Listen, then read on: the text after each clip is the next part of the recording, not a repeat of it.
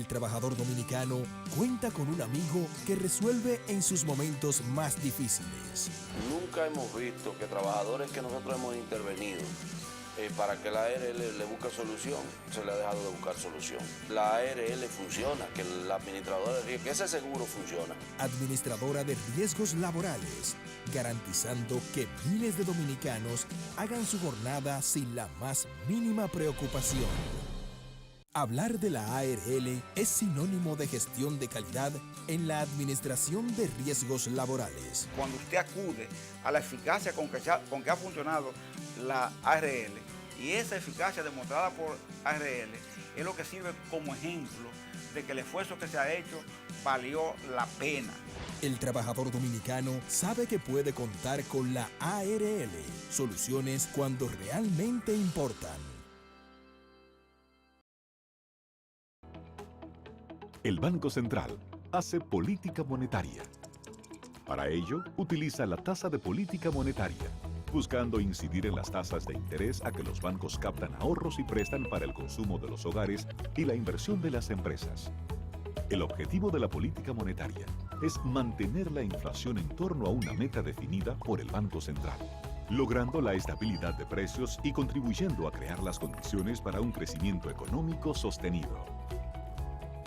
Banco Central de la República Dominicana, por la estabilidad y el crecimiento.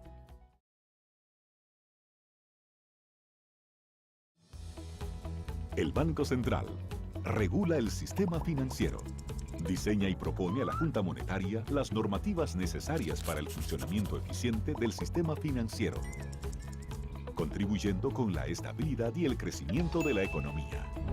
Banco Central de la República Dominicana, por la estabilidad y el crecimiento.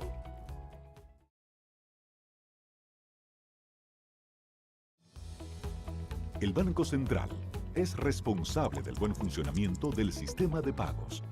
Vigila a las entidades emisoras de instrumentos de pago para que las personas y empresas puedan realizar sus transacciones con cheques y transferencias de fondos con rapidez y seguridad.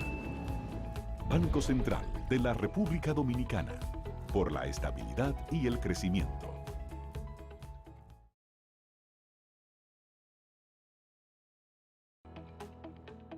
El Banco Central emite el dinero.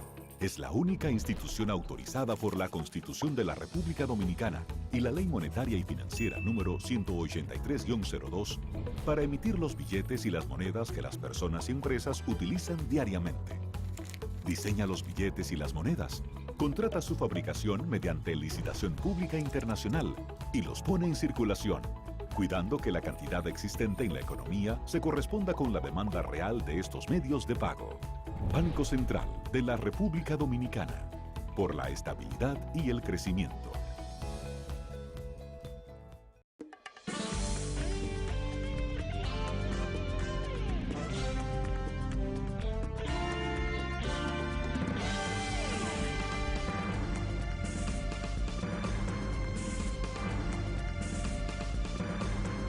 Buenas tardes, amables televidentes. Bienvenidos a su cita diaria, crepuscular y nocturna de Teleimpacto, que es al final de la tarde y comenzando la noche. Ponga su caridad en buenas manos. Apoye el Patronato de Lucha contra el Cáncer de Villa González Incorporado, una institución de servicio al prójimo más pobre, al más desamparado. Gente libre de advertencias. Solo le acompaña la ejemplaridad y modestia de todo buen cristiano, el ancho ánimo de todo buen cristiano. Y son manos no pecaminosas, ahí no hay lucro. Ponga su caridad en esas manos. 809-443-8010. Señores, anoche yo participé de una celebración de un cumpleaños de un amigo. Pero tuve la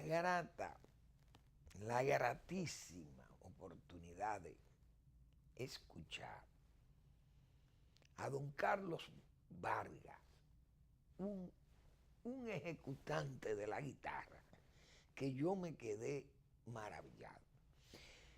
Porque los dos últimos guitarristas o instrumentistas de la guitarra, vamos a llamarle así, o músicos talentosos de la guitarra, es usted ver a Tomatito, por ejemplo, tocando una guitarra española, desde luego, con Michael Camilo, tremendo, tocando jazz, eso es enorme. O Paco de Lucía, que murió, un hombre virtuosísimo también con la guitarra.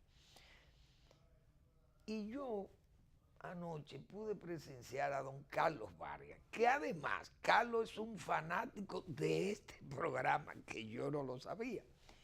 Y él me manifestó anoche, pero Fermín, tú no te imaginas. Yo a las 6 de la tarde puedo estar echando una pavita y una niña que tengo me despierta, papi, va a comenzar el programa de Fermín. Y él realmente pues fue una noche muy encantadora para mí porque pude escuchar la magia de don Carlos Vargas, que yo lo felicito. Realmente yo no sabía que aquí en Santo Domingo había una persona que pudiera tener la destreza. Yo me atreví a decirle, mire, usted con esas manos está tocando el cielo, aunque tenga los pies sobre la tierra. Porque uno tiene que ser sincero, estamos en la tierra. Pero toca el cielo, don Carlos Vargas. Yo lo felicito, don Carlos, porque usted es verdaderamente un maestro de la guitarra. Un hombre muy virtuoso. Y entonces aprovecho además para saludarle, que él sigue este programa y que a nosotros nos place mucho que alguien le manifieste a uno que tiene interés en los comentarios, en las circunstancias que nosotros manejamos aquí informativas y que las comentamos. Pero es una gran persona. Saludos para usted, don Carlos, y para su familia. Siga como ese ejecutante que es usted de primerísima calidad. Esa es la verdad. Bueno, señores, aquí hay una serie de periodistas. Aquí el periodismo anda muy cuestionado. Lo ha cuestionado hasta el Papa al periodismo mundial. Pero a los periodistas locales, uno sabe aquí las críticas que se le han hecho a mucha gente que se hace llamar periodistas, pero son, la P no es de periodismo, la P de presupuesto o de política, la P que llevan, o de partido político también, léase política, pero también de presupuesto, esa es la verdad. Y hay gente realmente que opinan, escriben, y uno tiene que refutarle. Porque uno no quisiera tener un artículo de periódico. Bueno, muchísima gente escribimos, hacemos aporte en los periódicos y uno puede encontrar quien te refute, escrito, por escrito. Pero uno hace como estos comentarios. Pero es que es tan notoria la participación sesgada de esta gente que uno tiene obligatoriamente que refutarle, porque es gente que además se enmascara, es gente que nos hace creer, o le hace creer a muchos, que ellos son, bueno, que son altares de la comunicación y ganan premios, lo premian, le dan premio de periodismo, nacional de periodismo.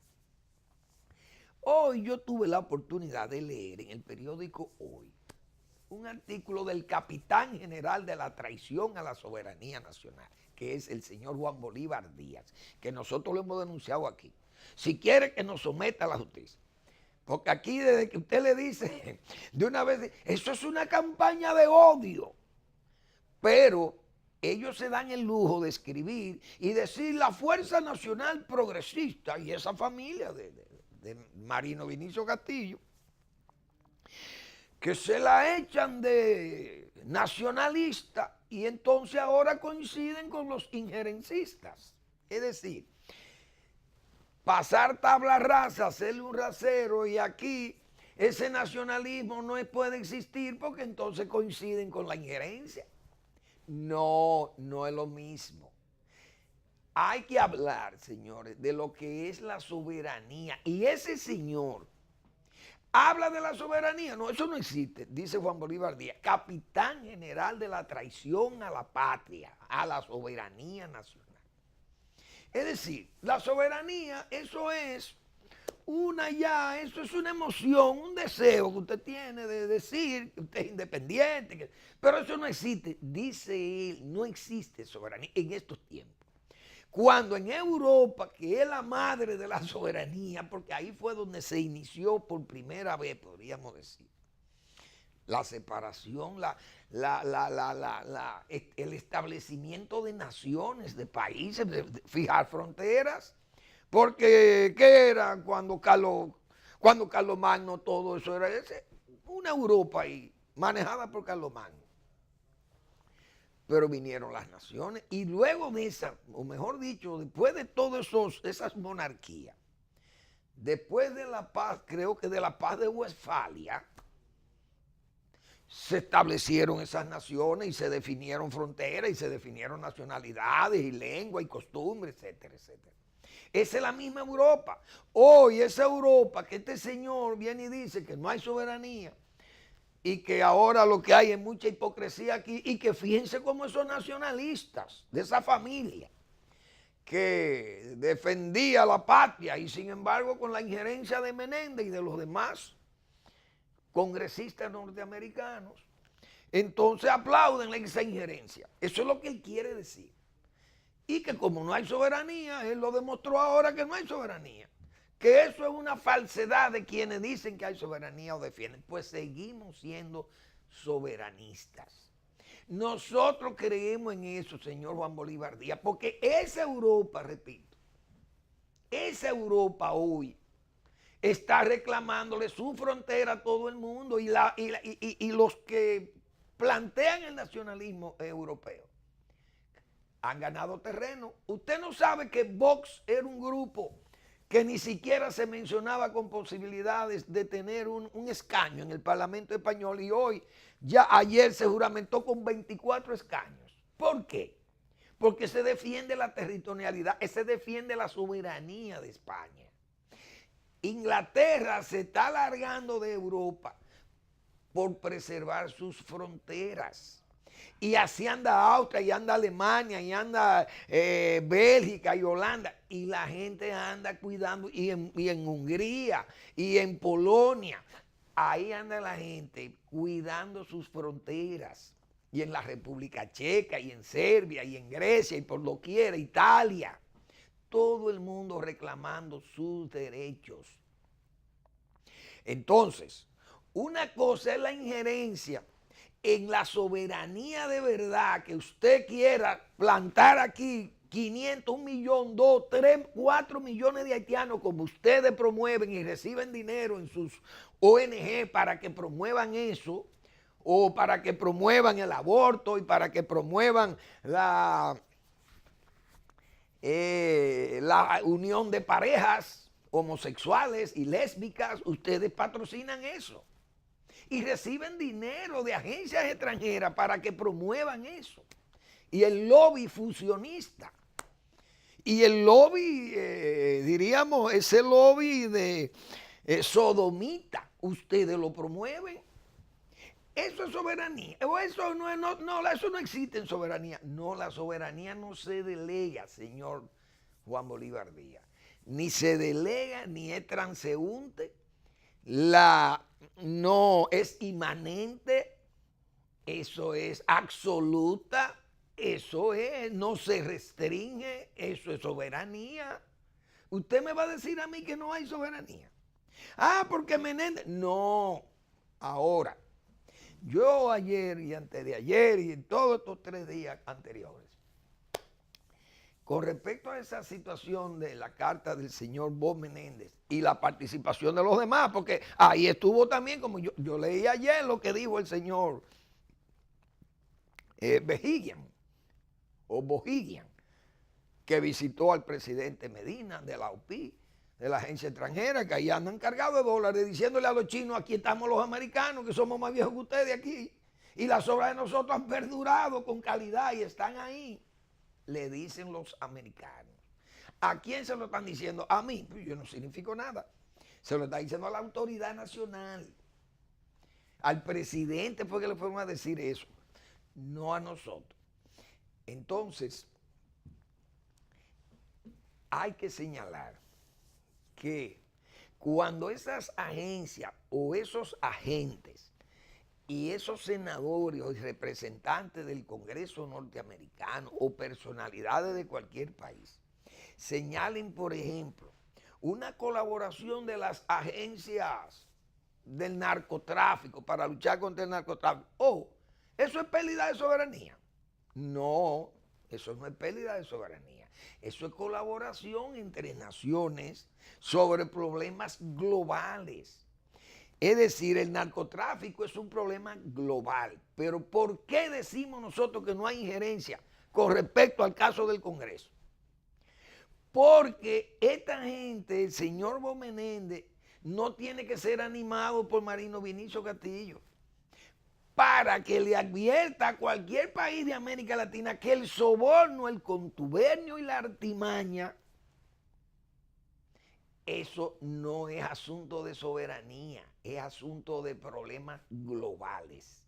Esos son problemas globales, el lavado de activos, el soborno, el tráfico de especies en extinción, el tráfico de personas, de órganos humanos, de los problemas de la persecución religiosa, el racismo, la xenofobia, el racismo, el nazismo, el maoísmo, el comunismo, el leninismo, el talibanismo, el fundamentalismo musulmán. Esos grupos, el terrorismo, esos son problemas mundiales. Y cualquier advertencia sobre eso no es intromisión en los asuntos internos de ningún país. Por ejemplo, el coronel Chávez expulsó la DEA de Venezuela. No lo queremos aquí, porque ustedes lo que son es una agencia de calieses de la CIA. Muy bien. Se fue, la sacaron. Pero ahí está Venezuela cargada de drogas. ¿O no? ¿Qué trajo eso? ¿Por qué Chávez no quería que estuvieran las agencias norteamericanas? Porque eran espionaje. Pero también iban a ser espías también. Usted sabe de que del tráfico, de la connivencia, del contubernio con la droga. Miren a ver dónde están los dirigentes de Venezuela. Hasta el tuétano metido en drogas. Tan en droga que 2 sobrinos políticos del propio presidente Maduro están presos por droga en Estados Unidos. Por eso era que no querían la DEA. En Cuba no iban a querer la DEA tampoco. ¿Cuál era más fácil? Ponerle ese telón ahí, ponerle esa tramoya. No, póngale esa tramoyita. Y póngale que esas son agencias para espiar al sistema, a la revolución. Muy bien. Pero Venezuela está cargado de droga y de narcotraficantes. Desde el poder. Millonarios, gángsteres, ahí están, demostrado, probado, y Estados Unidos lo está persiguiendo y no pueden negar las evidencias que tiene Estados Unidos. Entonces eso es intromisión en la soberanía de Venezuela. No, ya eso no es así. Y eso no es asunto de soberanía. Eso fue lo que pasó con Pinochet. Cuando metieron preso a Pinochet, felices. ¿Pero por qué? A Pinochet, ¿por qué fue que lo llevaron preso? En Londres. Pero fue una acusación de daño, diríamos, a la humanidad. Una cosa que fue esa represión en Chile a raíz del golpe, y entonces eso es genocidio, consideraron, y habían acusaciones gravísimas que llevó el juez Garzón. Y detuvieron al señor. Eso no quiere decir que fue por una violación de soberanía o porque no hay ya, la soberanía no existe. No, simple y llanamente que ese señor Pinochet andaba acusado de crímenes de lesa humanidad. Como Fidel Castro, que no se atrevía ahí después de todo ese caso después del caso de Pinochet, no se atrevía a ir a Europa. Fidel Castro, ¿por qué? Porque le pusieron una querella en la audiencia española a raíz de la muerte de 9 presos detenidos en Playa Girón y que fueron asfixiados. 8 de ellos murieron en una vagoneta camino a La Habana. ¿Y quién fue que dio la orden? Guzmán y Cienfuegos, que también tenía una acusación en la audiencia española junto a Fidel Castro. Es hermano de Camilo, pero siempre está, como dice el doctor Marino Vinicio Castillo, la mano de Dios. Uno de los 9 quedó vivo y ese denunció el hecho. 9 presos de Playa Girón. Entonces, no es asunto de soberanía. La soberanía sabe todo el mundo por dónde es. Cuando aquí Balaguer se opuso a que le metieran ahí 400,000 haitianos en 19 campamentos, ustedes se quedaron callados. Al contrario, su agencia Participación Ciudadana es para eso, para defenderle al asentamiento haitiano. Como vino Pastorino aquí, andaban ustedes de paños y manteles. Eso sí es vender la soberanía. Y Balaguer se quedó solo, nada más lo que los balagueristas defendíamos a Balaguer. ¿Quién salió a defender a Balaguer? Que era una agresión a la soberanía. Eso sí era una agresión a la soberanía, porque eso estaba en contra de los intereses del pueblo dominicano. Ahora, ¿ustedes creen que son contrarios a los intereses del pueblo dominicano que alguien señale que el contubernio y la artimaña o el soborno en el Congreso, o que en el Congreso inviten a ese Congreso y a las autoridades nacionales a que clareen sus cuentas, que asuman sus responsabilidades, que se haga, que tomen el camino autocrítico y radical y contundente de revisarse y de tomar las previsiones para que esas cosas no sucedan? Eso es injerencia. Ese es un problema global. El soborno, cuando los americanos dijeron de los tucanos, aquí lo aplaudimos. O usted no se aplaudió y cuando hablaron de que ellos tienen todos los datos de Odebrecht.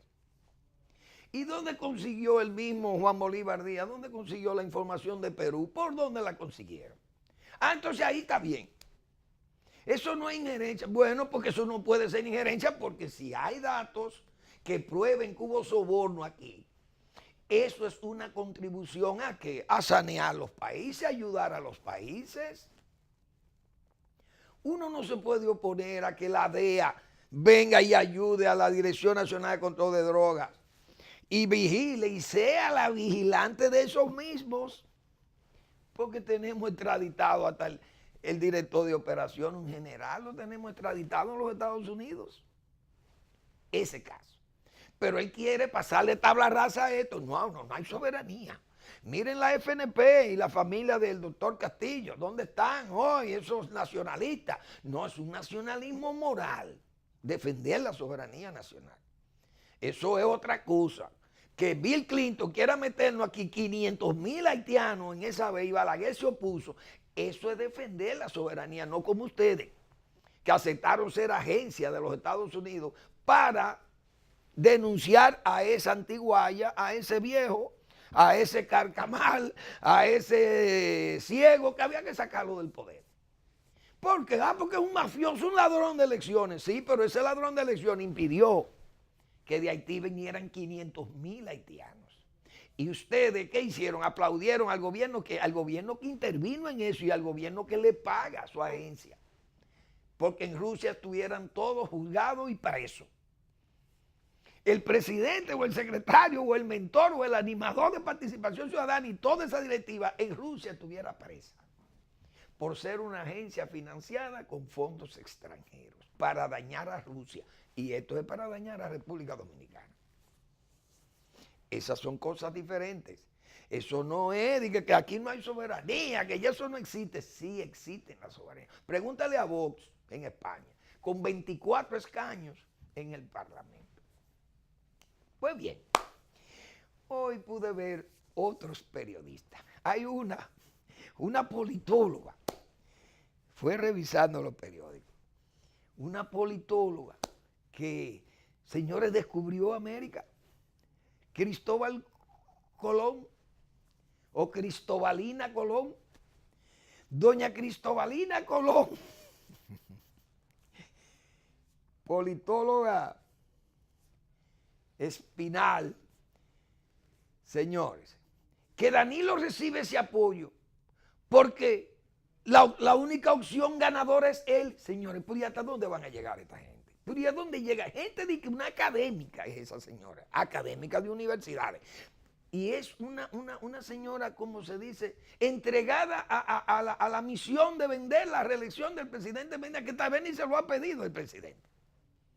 Porque el presidente en su mutismo y su secretismo no le va a dar pie a ninguno de esta gente para que le identifiquen o digan o anuncien cosas que él no ha dicho. O si la dijere, también lo denunciaren.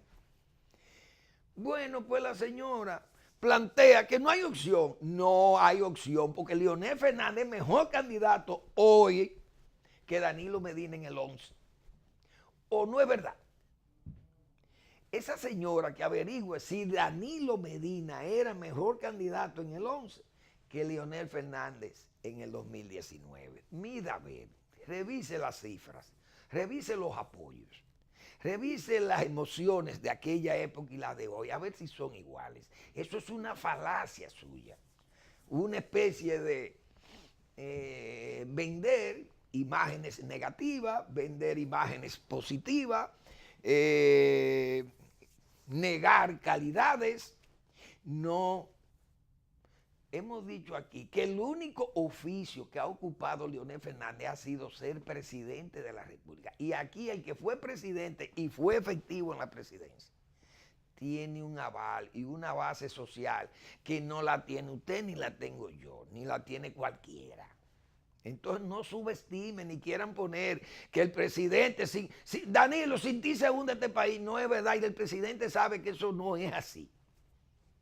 Eso no es verdad. Y el PLD unido con Danilo Medina, consciente de que él tiene un impedimento y consciente de que Leonel es el mejor candidato al interno y el que mejor punteado está con respecto a los opositores, si ellos van unidos, nadie tiene que temer.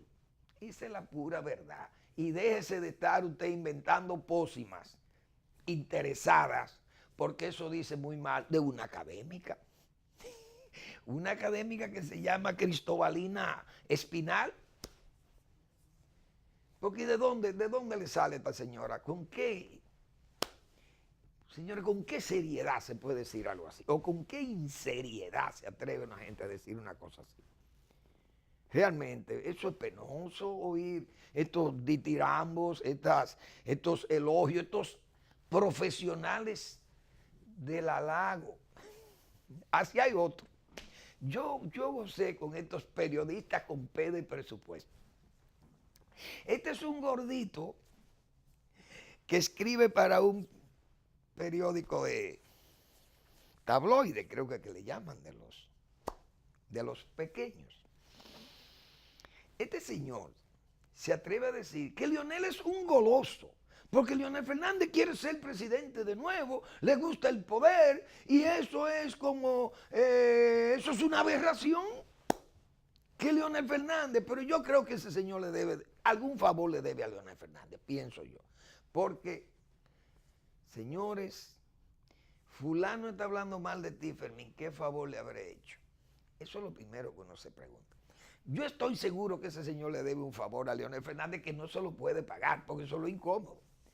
Porque los favores que hacía Leonel, o los favores que ha hecho Leonel Fernández, lo hizo desde la presidencia de la República, porque es el único trabajo que ha tenido. Es decir, que para usted pagarle un favor a Leonel Fernández, usted tiene que ser mínimo presidente de la República. Y esos ninguno van a llegar a ser presidente de la República. Entonces van a tener que quedar con ese resentimiento o esa incomodidad, ese agradecimiento, llevarlo dentro, eso es terrible. Este señor dice que Leonel Fernández es un goloso que quiere más poder y seguir siendo presidente. Pero ok, que se lo diga a una gente que no haya escrito, como este caballero que se atrevió a escribir un libro de un pariente del que fue 5 veces presidente de la República, el pariente de ese caballero. Pero ha sido uno de los presidentes más delincuentes que ha pasado por la historia del país. Que incluso la última vez que se fue arrasó las arcas públicas y se llevó todo lo que había, el dinerito que había aquí, el magro dinero que había. legal, de curso legal, porque el que él dejó fue el del curso ilegal, bueno, un delincuente. Un señor que aquí todo el mundo sabe que fue el presidente, uno de los presidentes más delincuentes que ha tenido el país, que quiso vender el país, lo vendió, mejor dicho, pero hubo gente en Estados Unidos que eso no es injerencismo, porque eso no es injerencismo, ante una evidencia de un robo, de un soborno, un presidente vendiendo un país en forma secreta, vendiéndole el país a los Estados Unidos, que hasta el hermano de él, que era gobernador de Santo Domingo, se opuso. Este señor, el gordito, es un apologético, hace una apología de ese familiar, vendiéndolo como uno de los hombres de más sabiduría y de más seriedad en el país y de más beneficio para la República. Su obra de gobierno, usted está oyendo, ese mismo que escribió eso, se atreve a escribir de ese pariente, que fue un hombre, bueno, que la República perdió a uno de sus mejores hombres. Un hombre que fue verdaderamente un pillo del país. Y ese es el que opina en contra de Leonel Fernández. Imagínense ustedes cómo es que está este país, con plumas, plumíferas, valga la redundancia, plumas políticas, P de plumas, P de periodistas que no son de periodistas ni de plumas, sino P de presupuesto. Señores, ustedes lo oyen, lo leen y es verdaderamente en un fango que estamos. Dirán tal vez lo mismo a nosotros, pero yo quisiera que me digan a mí quién me paga, que no sean esos anuncios que están ahí. Esos anuncios son los que pagan este programa. Porque Manuel Fermín, del salario que gana mínimo, no puedo pagar este programa. Así que yo no entiendo cómo es que esta gente vive. Todos pidiendo favores. La mayoría le deben favores al propio Leonel Fernández. Del primero que hablé, era el primero que subía las escalinatas del palacio o de uno de los edificios más importantes donde se maneja la economía de este país a pedir que, mire, yo quiero que preserven el empleo de mi amiga o de mi señora o de mi compañera. Ustedes saben por dónde que andamos en este país. Pero hoy son próceres de la República. Vamos a la pausa.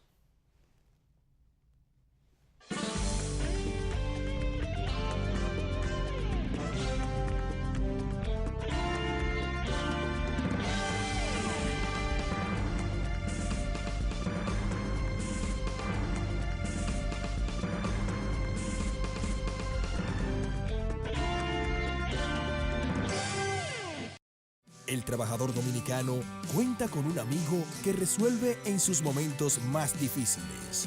Nunca hemos visto que trabajadores que nosotros hemos intervenido para que la ARL le busque solución, se le ha dejado de buscar solución. La ARL funciona, que la administradora de riesgos, que ese seguro funciona. Administradora de riesgos laborales, garantizando que miles de dominicanos hagan su jornada sin la más mínima preocupación. Hablar de la ARL es sinónimo de gestión de calidad en la administración de riesgos laborales. Cuando usted acude a la eficacia con que ha funcionado la ARL, y esa eficacia demostrada por ARL es lo que sirve como ejemplo de que el esfuerzo que se ha hecho valió la pena. El trabajador dominicano sabe que puede contar con la ARL, soluciones cuando realmente importan. El Banco Central hace política monetaria. Para ello, utiliza la tasa de política monetaria, buscando incidir en las tasas de interés a que los bancos captan ahorros y prestan para el consumo de los hogares y la inversión de las empresas. El objetivo de la política monetaria es mantener la inflación en torno a una meta definida por el Banco Central, logrando la estabilidad de precios y contribuyendo a crear las condiciones para un crecimiento económico sostenido. Banco Central de la República Dominicana, por la estabilidad y el crecimiento.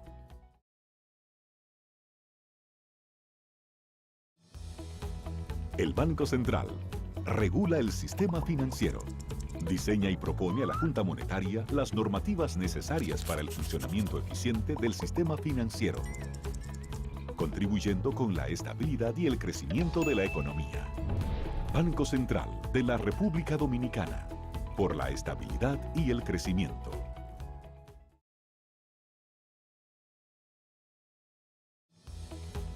El Banco Central es responsable del buen funcionamiento del sistema de pagos. Vigila a las entidades emisoras de instrumentos de pago para que las personas y empresas puedan realizar sus transacciones con cheques y transferencias de fondos con rapidez y seguridad. Banco Central de la República Dominicana, por la estabilidad y el crecimiento.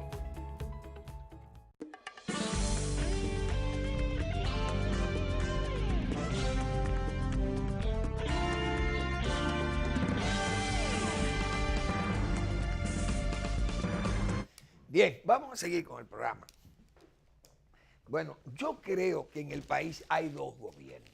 Hay un gobierno político y un gobierno económico. Yo me voy a atrever en forma arbitraria a hacer esa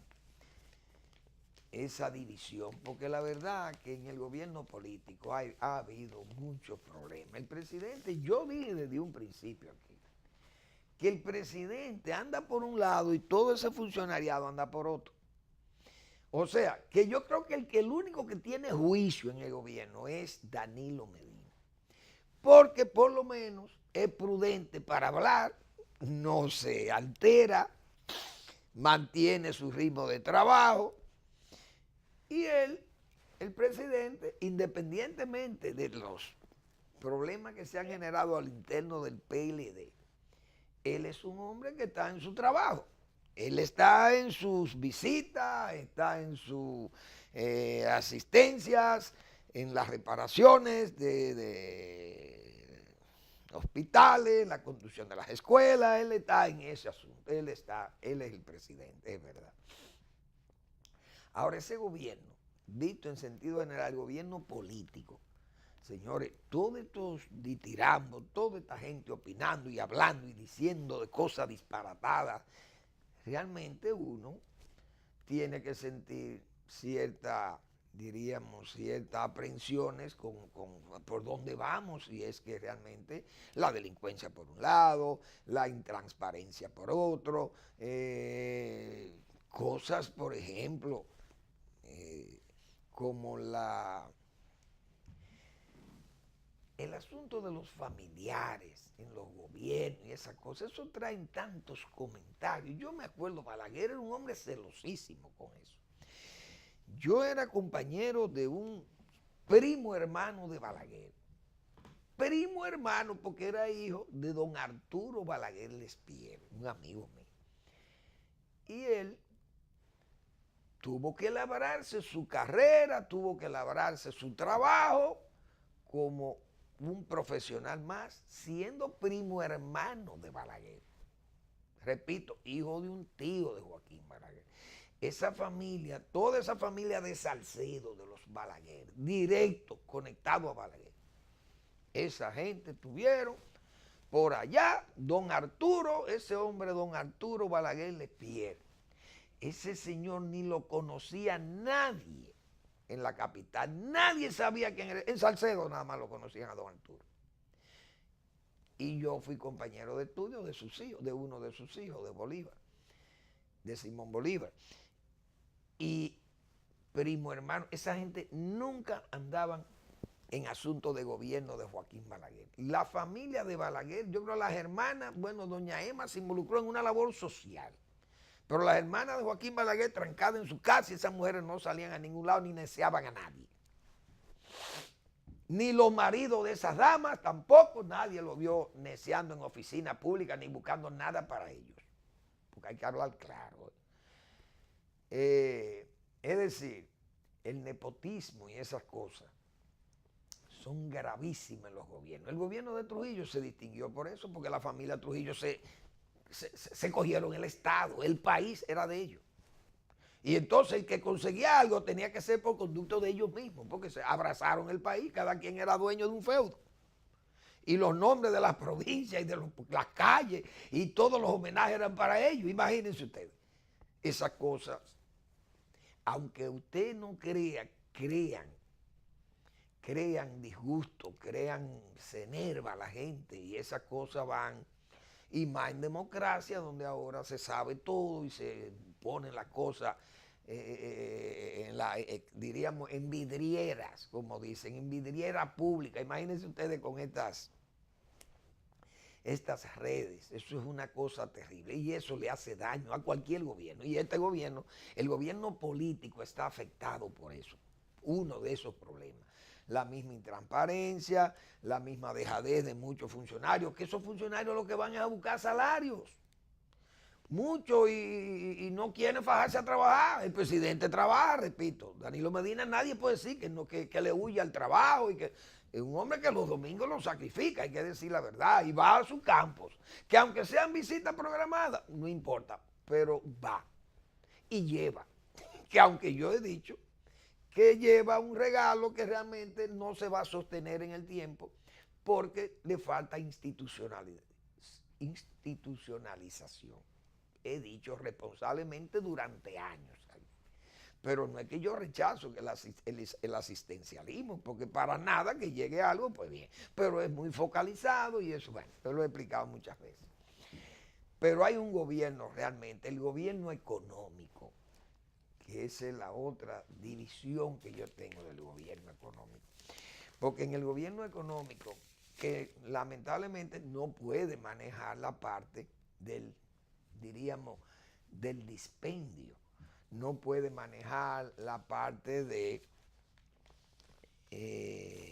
la corrupción, la connivencia entre cruces de grupos, intereses particulares e intereses de grupos bregando con los bienes públicos, las conductas manirrotas de muchos funcionarios en las instituciones que manejan. Bueno, esas cosas no se pueden manejar desde el gobierno que yo defino económico, que es el de manejar la economía.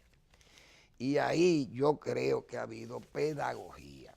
Inversionistas satisfechos por fundamento de la economía, dice el periódico de hoy en su sección económica. Es decir, Héctor Valdés Albizu, que es el gobernador del Banco Central y que es el líder del equipo, diríamos, económico del gobierno, tiene 15 años. Fíjense lo distinto que han sido de esos 15 años de Valdés al frente del Banco Central, contra 15 años que tienen algunos de los que están en el gobierno también y que no tienen nada que exhibir. Imagínense el caso de Ventura Camejo. Ventura Camejo tiene el mismo tiempo que Valdés en el cargo. ¿Tiene algo que exhibir en ese cargo? Nada, absolutamente nada. Ahora, Héctor Valdés tiene 15 años en ese cargo, pero todo el mundo sabe cuál ha sido el comportamiento de la economía nacional. Y eso habla muy bien. Ese gobierno económico, hay que decirlo con toda responsabilidad, ha sido exitoso. El país recibe, ahí lo dice Valdés, ha recibido realmente apoyo en cuanto a la, dice aquí, la inversión extranjera, por ejemplo. Durante el encuentro, el gobernador informó que la inversión, principalmente de origen privado, ha crecido más de 10% durante 6 trimestres consecutivos y que la inversión extranjera directa alcanzó la suma de 803.7 millones de dólares en enero-marzo del 2019. Un extraordinario aumento de 28.2% con relación al primer trimestre de 2018, principalmente canalizada a los sectores comunicaciones, turismo y bienes raíces, reafirmando que somos un destino atractivo y líder en este renglón en Centroamérica y el Caribe en los últimos años. Eso dice el gobernador del Banco Central. Ahora, los que son críticos de ese comportamiento económico, que no derrama, dicen que bueno. Pero esas cosas se veían del 2003, 2004, 2002, del 2002 en adelante, cuando se agotó la reserva, diríamos, de éxito que dejó el gobierno de Leonel Fernández en 96-2000, cuando se agotaron esas reservas en el 2002, vinieron los desórdenes económicos. Terminamos con la crisis de los bancos y agravándose una crisis nacional que casi el país muere. Entonces, ¿qué pasaba en esos tiempos? Escaseces. falta de empleo, inflación galopante, pérdida de valor de la moneda, desconfianza, nadie quería invertir un peso en el país y el mundo muy bien y el país nuestro muy mal. El petróleo a menos de $33, el barril de petróleo. Oigan cómo era que estaba y nosotros llevándonos Satanás aquí. Satanás no, llevándonos Hipólito Mejía, que era el presidente. Porque lo compararon con el diablo y el diablo le ganó unas elecciones, así que el diablo era menos malo que Hipólito Mejía. Señores, que eso es mucho decir. Y eso fue una evidencia de que había una crisis económica. Luego enderezar aquello es realmente una labor que uno tiene que reconocerse al equipo, al gobierno económico. Y cuando hay un comportamiento de la economía positivo, eso refuerza moralmente a los gobiernos. Por eso es que el PLD ha permanecido en el poder 15 años, por el gobierno económico. No el gobierno político, porque ha estado plagado de errores. En este y en el gobierno de Leonel Fernández hubo muchos errores también. Y este gobierno es imperdonable, que vino a corregir lo mal hecho y entonces se han agravado cosas que realmente al presidente lo han dejado muy mal parado. Su palabra y sus proyectos, su propuesta electoral de corregir lo que está mal, hacer lo que nunca se ha hecho y dejar lo que está bien hecho. Pero entonces, ¿qué ha pasado? Yo me acuerdo cuando el presidente habló de la austeridad y esas cosas han estado fallando y entonces lamentablemente el país, eso da una mala imagen del país. Lo bueno es que hemos tenido un buen gobierno económico, repito, eso es una clasificación arbitraria de mi parte, pero yo lo concibo así. Y realmente el país tiene un nivel de confianza que le permite que venga un turismo, que se invierta en turismo, se invierta en bienes raíces, en comunicaciones, como señala la gobernación del Banco Central. Y que somos, donde quiera que se mueve la autoridad económica, siempre hay un elogio para el país, para su economía. Sale a vender bonos, se lo venden con gusto. Pagamos, estamos pagando. República Dominicana paga. Tiene control de la moneda, de la tasa de cambio, no ha habido una locura. Y entonces, la inflación tiene un control de la inflación, lo evidencian todas esas inversiones, porque la gente, donde hay una locura, ¿quién va a invertir si usted no sabe qué es lo que va a sacar bien? Es decir, esas cosas yo creo que hablan bien. Bueno, yo le voy a dedicar los últimos minutos a defender a un amigo, el ingeniero Espaillán Anita. Leopoldo Espaillán Anita, que es un hombre serio en este país, comprometido siempre con causas nacionales de primer nivel, nunca ha buscado ventajas personales, porque Espaillán no es hombre de andar detrás de ventajas particulares personales para él. Tengo que decir que Espaillán es un hombre que no calla sus sentimientos. Sus ideas las expresa, las dice aquí en su programa y se las dice a cualquiera. El ingeniero Espaillán Anita. Y el ingeniero Espaillán Anita, nadie le puede señalar un hecho deleznable en este país, porque hay que estar claro en eso. Nadie ha visto a Espaillán Anita aquí en trapisonda, ni en negocios, ni en cosas oscuras, porque nunca ha sido hombre de eso. Siempre orientado, fijo o adherido a las mejores causas nacionales. El ingeniero Leopoldo Espaillán Anita, señores, ha hecho unas críticas al coronel de Abril, a Francis Camaño. Le ha hecho críticas que él entiende que en esos momentos que se vivieron, momentos tan estelares, tan dramáticos de los primeros días de la Revolución de Abril del 65, él tuvo que prácticamente enfrentar a Francis Camaño en los inicios, cuando Camaño no era, ni se vislumbraba ser el líder de ese grupo armado o de esa revolución. Pero aquí parece que está prohibido desmitificar a los héroes. Y Espaillán Anita, si tiene que desmitificar un héroe de esos, los desmitifica y se queda con su cara de responsable y lo dice y lo mantiene. Pero ahora le han salido, inclusive yo vi un señor ahí escribe hoy y antes de ayer creo, una refutación entendible de alguien que lo refuta. Pero leí una de Bonaparte Gotro que Bonaparte realmente abusó de la confianza, de no poder refutar, diríamos con altura, al ingeniero Espaillá Nanita. Espaillá dijo algo que mucha gente no lo conoce porque, repito, cuando usted quiere hacer un mito o quiere que no se afecte la imagen de ese mito, nada más se saca lo bueno. Entonces nadie quiere poner las cosas que no son buenas o que han sido malas. Pero Espaillá Nanita ha puesto el dedo sobre la llaga de ese Camaño iniciático de la revolución. Es decir, vacilante, que él dice que era vacilante, fue y se metió en una embajada, y de la embajada salió y fueron a la embajada americana, dice, a negociar, dice Espaillá. ¿A negociar qué? Bueno, una junta militar, cívico-militar,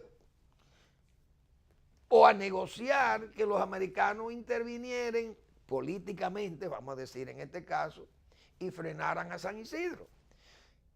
Y ver la forma de que no se quisiera avasallar a los que dieron el golpe para la revolución. Pero además, ¿qué es lo que reclama el ingeniero Espaillá Nanita? Espaillá no estaba en ninguna embajada cuando los bombardeos al palacio. ¿Ustedes saben dónde estaba?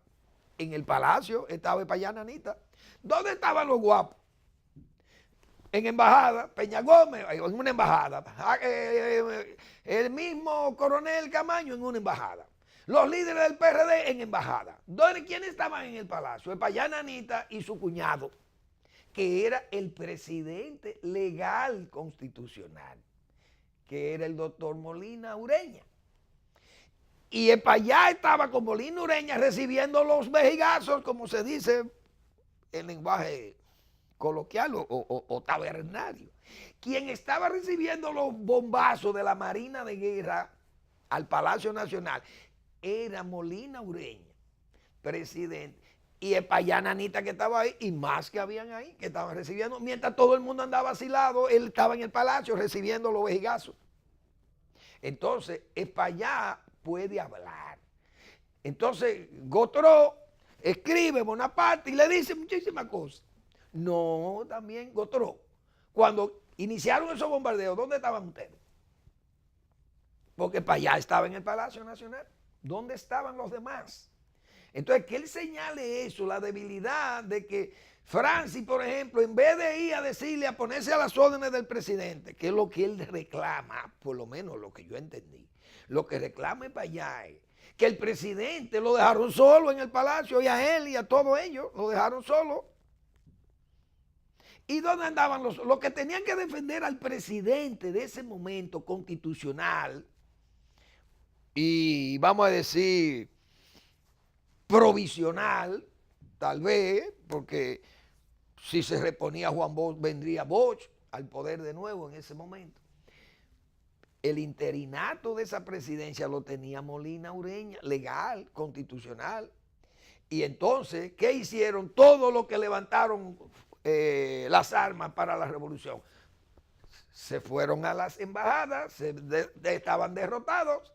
Ahora, que Camaño y el grupo de militares que fueron a la embajada, luego de recibir una andanada y tratar de que le humillaran allí, el embajador norteamericano quiso humillarlo y que ellos de ahí en adelante dijeran, no, aquí vamos nosotros entonces a morir peleando por allí, por el Puente Duarte, vamos a pelear allá. Y fue y se peleó en el Puente Duarte.